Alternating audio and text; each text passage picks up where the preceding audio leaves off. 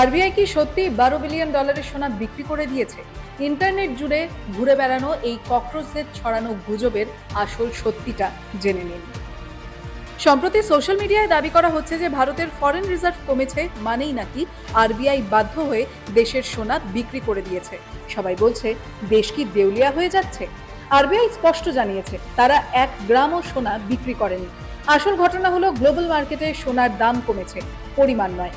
ভারতের সেই 880 টন সোনা একদম সুরক্ষিত রয়েছে। মূল বিষয়টা হচ্ছে ভারত বিদেশ থেকে প্রচুর তেল আমদানি করে, কিন্তু সেই তুলনায় এখনো রপ্তানি বা এক্সপোর্ট বাড়াতে পারেনি, ফলে ডলার বেশি বাইরে যাচ্ছে। এর জন্যই টাকার দাম কমছে আর আরবিআই শুধু পরিস্থিতি সামাল দিচ্ছে।